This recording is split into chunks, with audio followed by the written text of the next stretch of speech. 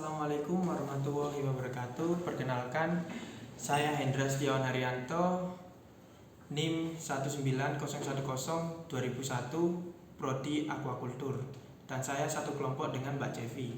Di sini saya akan membacakan resume yang pertama tentang kajian teknis konstruksi alat penangkapan benih lobster di perairan Pajangan, Cisolok, Sukabumi, Jawa Barat. Lobster atau Palinurus spp merupakan salah satu jenis hewan laut yang termasuk komoditas penting di Indonesia. Lobster memiliki nilai ekonomi yang tinggi, rasanya yang lezat, dan kandungan gizi yang penting dan tinggi. Peraturan Menteri Kelautan dan Perikanan Nomor 1 Tahun 2015 menjelaskan bahwa penangkapan lobster atau Palinurus spp dapat dilakukan untuk ukuran panjang karapas lobster lebih besar dari 8 cm dan tidak dalam kondisi bertelur. Nelayan di Pajangan Cisolok, Kabupaten Sukabumi, Jawa Barat, dikabarkan masih banyak yang menangkap benih lobster dan dijual kepada pengepul. Siklus hidup lobster mengalami beberapa tingkatan yang berbeda pada tiap jenis lobster, termasuk binatang yang mengasuh anaknya walaupun hanya sementara. Alat tangkap yang digunakan untuk menangkap lobster dibedakan menjadi dua, yaitu alat penangkapan lobster dewasa dan alat penangkapan benih lobster. Alat penangkapan ikan yang digunakan untuk menangkap benih lobster umumnya berbahan dasar jaring atau waring. Penangkapan benih lobster dibuat menggunakan bahan waring karena mudah didapatkan di pasar,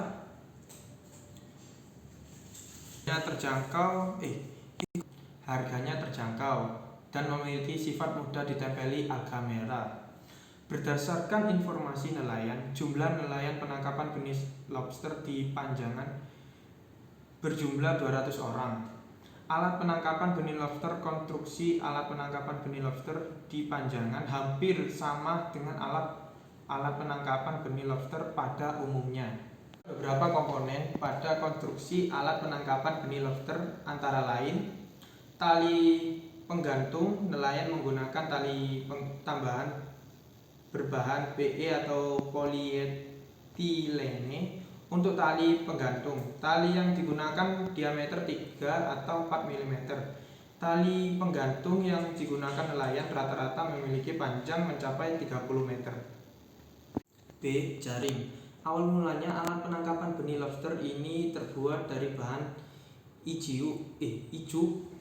Bahan ijuk mudah didapatkan di sekitar Pajangan, harganya relatif terjangkau, dan pembuatan alat penangkapan benih lobster menggunakan ijuk mudah.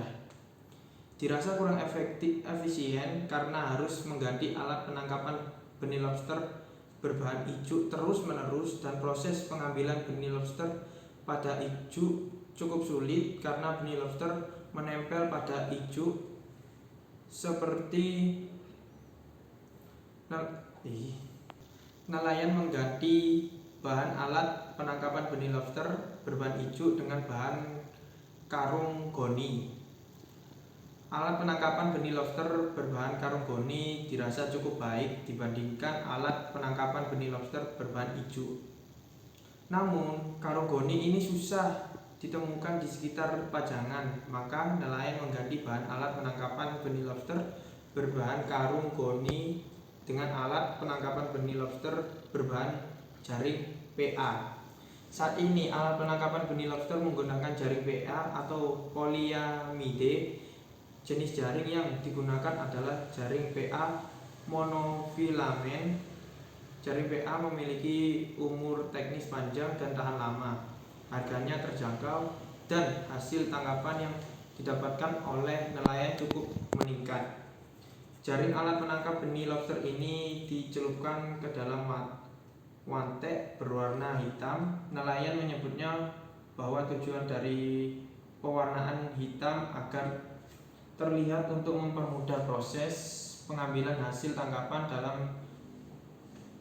penglihatan. Jaring yang mengalami kelunturan akan dilakukan pewarnaan kembali dengan kurang waktu yang tidak menentu. Pewarnaan ulang dilakukan secara terus-menerus selama jaring alat penangkapan benih lobster tersebut masih bisa digunakan. Hasil ini tentu dapat menyebabkan pencemaran lingkungan. Oleh karena itu, alat penangkapan benih lobster yang diwantek ini dapat digolongkan berbahaya karena berpotensi mencemari lingkungan. C. Tali pemberat. Tali pemberat umumnya sama dengan tali penggantung. Jenis tali yang digunakan yaitu tali tambang PE dengan diameter 4 mm dan panjang tali rata-rata mencapai 50 cm. Tali pemberat berfungsi untuk mengikatkan pemberat terhadap jaring. Pemberat yang digunakan D. Pemberat yang digunakan lain pada alat penangkapan benih lobster yaitu batu atau besi. Pemberat biasanya memiliki bobot antara 5 kg sampai 7 kg. Pemberat berfungsi untuk menenggelamkan jaring yang diikat terhadap tali penggantung sehingga jaring tersebut tidak terbawa oleh arus. Proses tertangkapnya benih lobster oleh alat penangkapan benih lobster yaitu benih lobster masuk ke dalam alat penangkapan benih lobster melalui mata jaring.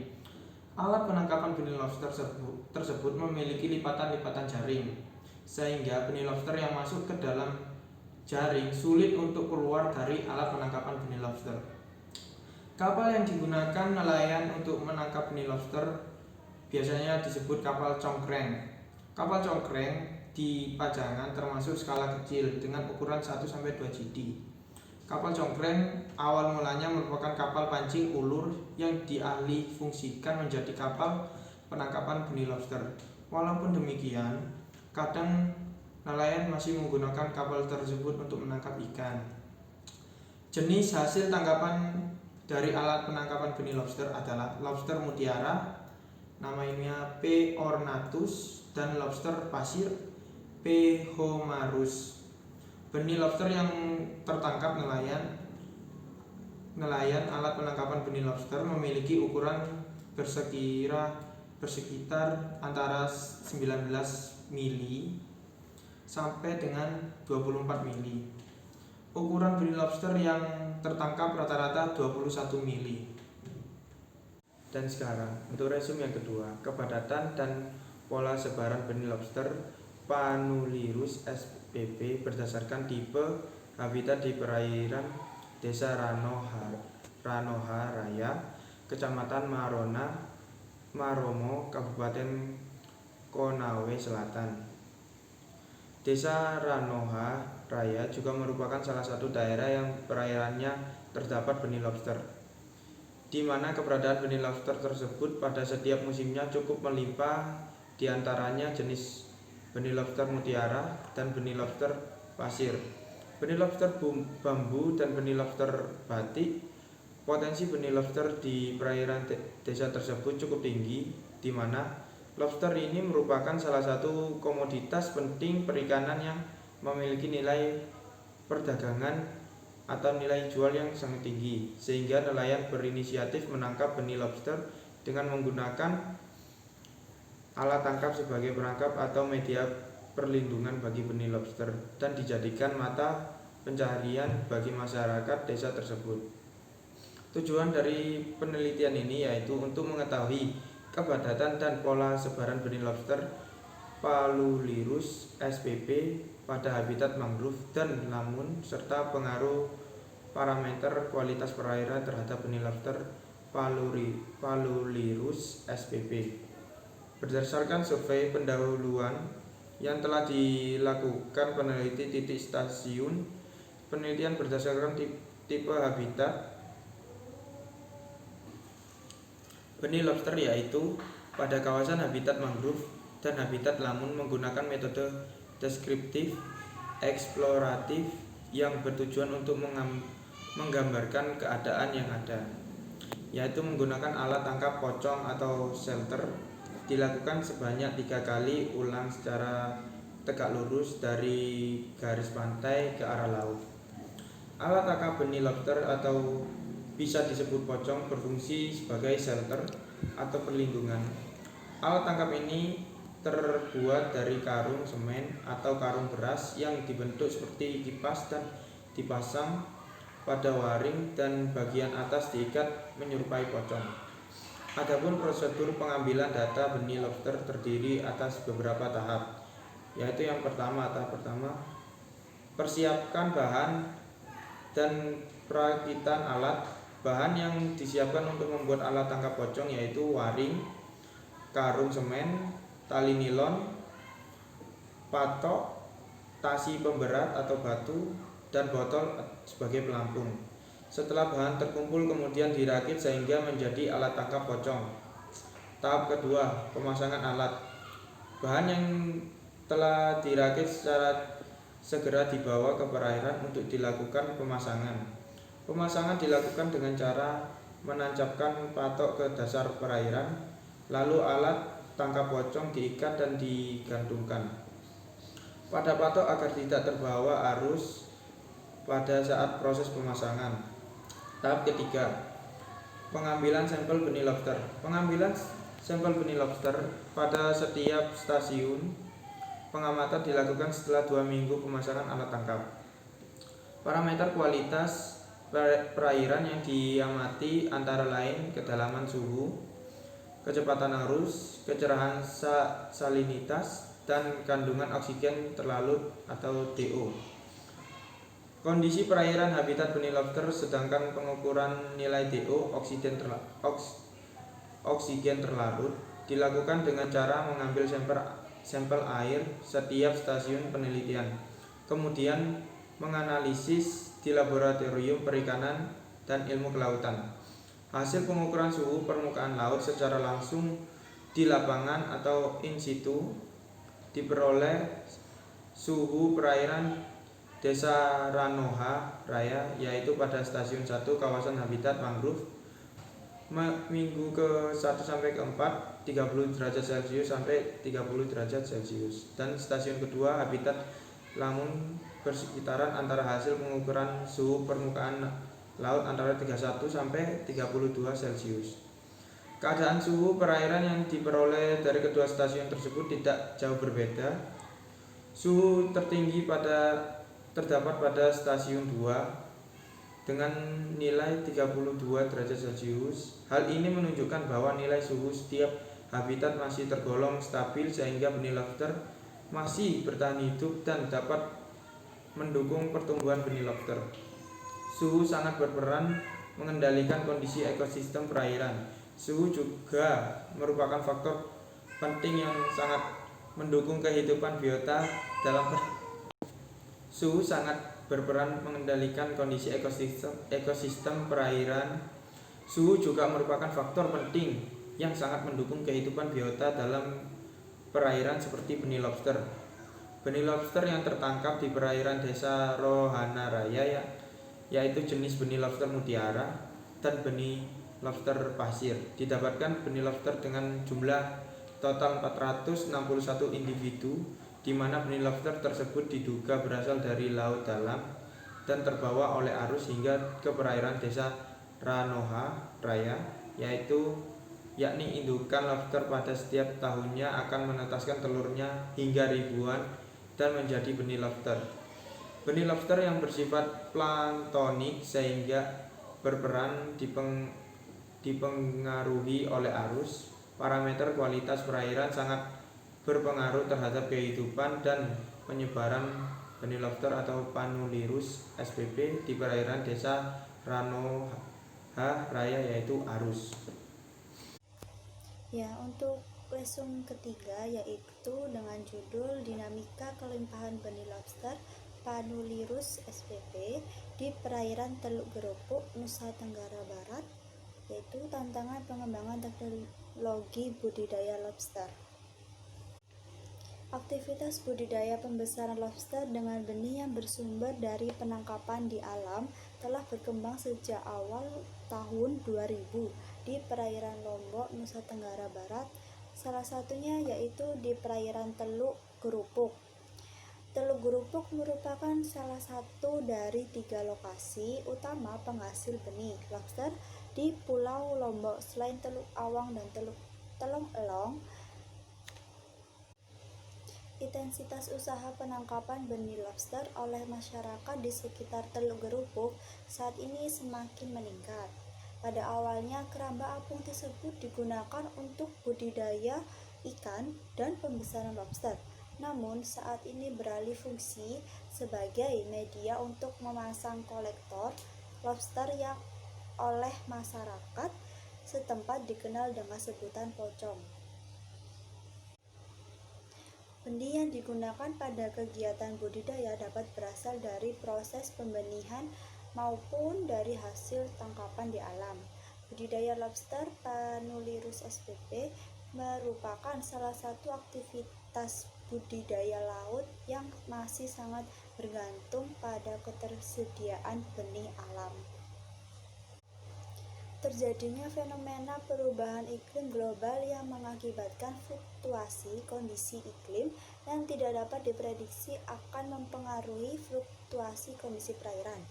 Hal ini diduga juga dapat berdampak pada ketersediaan benih lobster di perairan.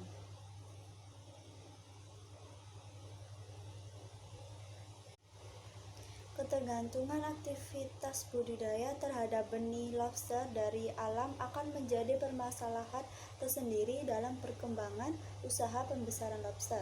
Penangkapan benih lobster yang berlangsung terus-menerus akan berakibatkan menurunnya stok benih di alam. Tingginya permintaan lobster secara ekonomis memang bersifat menguntungkan.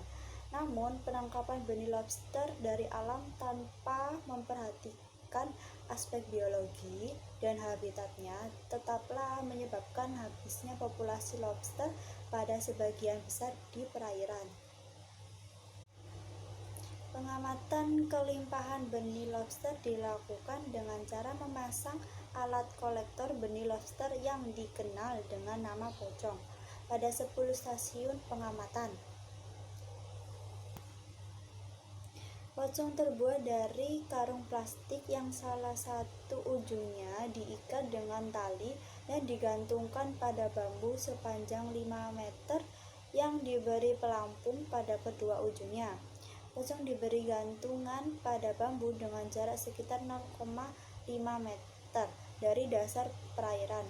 Pada setiap 5 meter, bambu terdapat 10 pocong yang digantung dengan jarak antar gantungan sekitar 50 cm. Pada setiap stasiun dipasang satu bambu dengan 10 kolektor. Pengumpulan data kelimpahan lobster pada setiap stasiun pengamatan dilakukan setiap 2 minggu dengan cara mengangkat kolektor dari dalam air untuk mengumpulkan benih lobster yang menempel di sela-sela pocong tersebut. Ya, untuk perubahan suhu perairan akan mempengaruhi proses fisika, kimia, dan biologi badan air sehingga akan berpengaruh terhadap fluktuasi nilai parameter kualitas perairan lainnya termasuk parameter DO, pH, dan salinitas perairan. Ya, untuk intensitas cahaya secara signifikan sangat mempengaruhi pertumbuhan dan perkembangan benih lobster, serta menentukan musim terjadinya siklus molting pada lobster. Jumlah benih lobster yang diperoleh dari setiap kolektor yang dipasang menunjukkan adanya perbedaan distribusi kelimpahan benih antar stasiun pengamatan. Dinamika temporal kelimpahan benih lobster berdasarkan pengaruh dinamika kualitas perairan di Teluk Gerupuk selama waktu penelitian pada bulan April sampai Mei. Kelimpahan benih lobster relatif rendah dan mulai meningkat pada pertengahan bulan Juni. Kelimpahan benih lobster yang relatif tinggi ditemukan pada periode bulan Juni sampai Juli, yaitu berkisar 83 sampai 142 ekor per bulan. Selanjutnya mengalami penurunan pada periode Agustus sampai September ini. Benih lobster hasil tangkapan oleh masyarakat di sekitar perairan Teluk Gerupuk terdiri atas 2 spesies, yaitu lobster pasir Panulirus homarus, dan lobster mutiara, yaitu Cornatus. Permintaan pasar internasional yang tinggi terhadap lobster mendorong Indonesia untuk memacu produksi lobster melalui budidaya. Namun saat ini benih lobster hasil tangkapan khususnya di perairan Teluk Berukuk umumnya hanya dijual sebagai komoditas ekspor ke beberapa negara tujuan seperti Vietnam, Taiwan, Cina, dan Hong Kong. Hal ini disebabkan karena harga benih lobster yang relatif mahal, yaitu pada awalnya berkisar 1.500 sampai 2.500 per ekor untuk ukuran benih sekitar 2-3 cm. Kemudian terus meningkat hingga saat ini mencapai 12.000 sampai 17.000 per ekor, sehingga dianggap sudah cukup menguntungkan bagi masyarakat yang berprofesi sebagai penangkap dan pengumpul benih. Besarnya potensi benih lobster harus didukung dengan pengelolaan sumber daya benih yang baik agar ketersediaan benih di alam tetap terjaga. Upaya yang dapat dilakukan oleh pemerintah untuk jangka pendek antara lain yaitu dengan mengatur perizinan penangkapan, pembatasan ukuran penangkapan, pembatasan kuota ekspor benih, serta pembatasan ukuran benih yang diizinkan untuk diekspor. Oleh karena itu, perlu dikembangkan teknologi budidaya lobster, baik pembenihan maupun pembesaran, sebagai langkah strategis dalam pengelolaan benih lobster alam, sehingga memberikan nilai ekonomis yang lebih tinggi bagi masyarakat pesisir, khususnya petani atau penangkap lobster. Sekian dari kelompok kami. Apabila ada kesalahan kata, mohon dimaafkan. Wassalamualaikum warahmatullahi wabarakatuh.